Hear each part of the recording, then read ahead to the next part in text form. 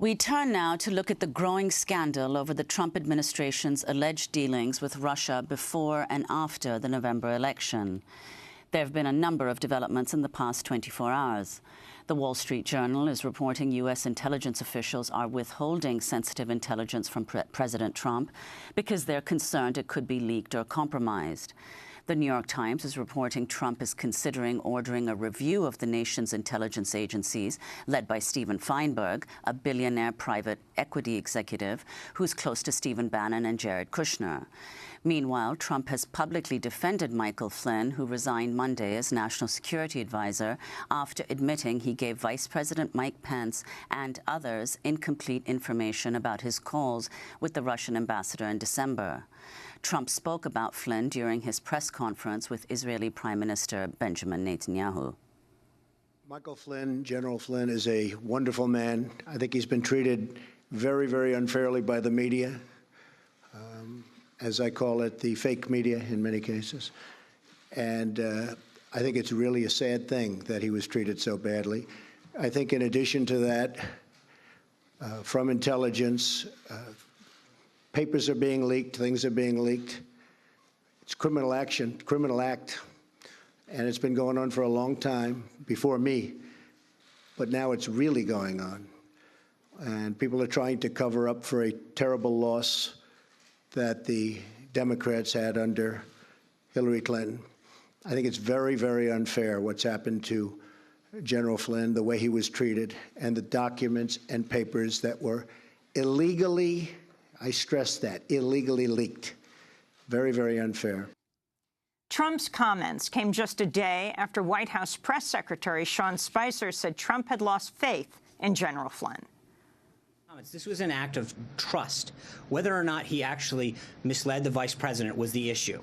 And that was ultimately what led to the president asking for and accepting the resignation of General Flynn. That's it, pure and simple. It was a matter of trust.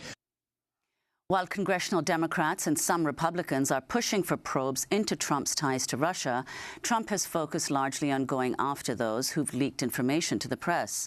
In a tweet this morning, Trump wrote, quote, "The spotlight has finally been put on the low-life leakers. They will be caught." On Wednesday, Trump indirectly accused the NSA and FBI of being behind the leaks.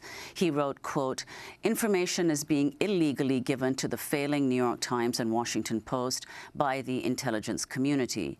NSA and FBI, just like Russia." Some supporters of Trump, including Breitbart News, have accused the intelligence agencies of attempting to wage a deep state coup against the president. Meanwhile, some critics of Trump are openly embracing such activity. Bill Kristol, the prominent Republican analyst who founded the Weekly Standard, wrote on Twitter, "Obviously strongly prefer normal democratic and constitutional politics, but if it comes to it, prefer the deep state to the Trump state," unquote. To help make sense of what's happening, we're joined by the Pulitzer Prize-winning journalist Glenn Greenwald, co-founder of The Intercept. His most recent piece is headlined, "The Leakers Who Exposed General Flynn's Lie Committed Serious and Wholly Justified Felonies." Glenn, welcome to Democracy Now! Explain what you mean.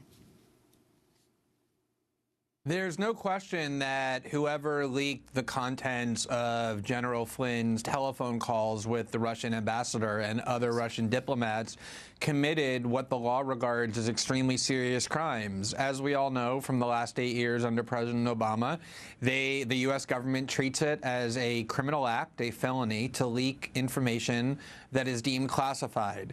In the scheme of what is regarded as criminal in terms of leaks, the most serious or one of the most serious bits of information that can be leaked is what's called signals intelligence, or information gathered by the NSA or the CIA or other intelligence agencies in terms of eavesdropping on foreign governments. And that's exactly what got leaked, was information that the NSA and the CIA say that they gathered as a result of targeting Russian officials with eavesdropping. And along the course of that eavesdropping, they happened to hear General Flynn's conversations with those Russian officials. That's what they claim. It's possible they actually targeted General Flynn. We don't know. That's the claim. And if that is true, what they're claiming, it means that the leaking of this information is considered a very serious felony. In fact, the law says that it's not just whoever leaks signals intelligence. is guilty of a felony, but anyone who publishes it, too. So theoretically, it makes the journalists at the New York Times, the Washington Post, NBC News, all of whom have leaked signals intelligence, guilty of felonies. My view is that the First Amendment's freedom of the press clause would bar any such prosecutions, but at least under the statute, it is a crime. So then the question becomes, well, if it's criminal, is it justified?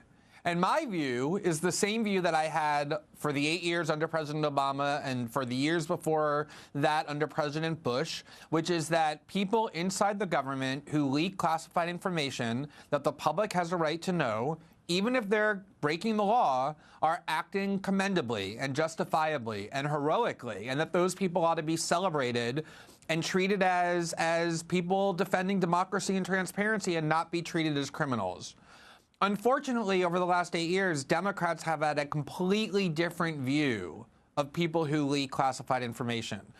And the tweet that you just read from President Trump saying whoever leaked this information are low-life leakers who deserve to be punished, that sounds very, very, very similar to everything I've heard from most Democrats over the last 8 years as they called for the imprisonment of Chelsea Manning and Thomas Drake and Edward Snowden and the long list of other whistleblowers and leakers that President Obama so aggressively and vindictively prosecuted. But for me, my view has not changed, which is when an official as senior as General Flynn lies to the public, which is what he did, he denied publicly that he discussed the issue of sanctions with the Russian ambassador in his December phone call.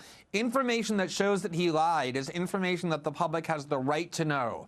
And even though I think there are very grave dangers and grave concerns that I hope we'll discuss in terms of what the deep state is doing in trying to destroy the Trump administration that was duly elected, in this particular case, whoever leaked this information helped the public to understand and to learn exactly how General Flynn lied. And therefore, despite being illegal, highly illegal, I actually think it's also wholly justified, as I wrote in that piece.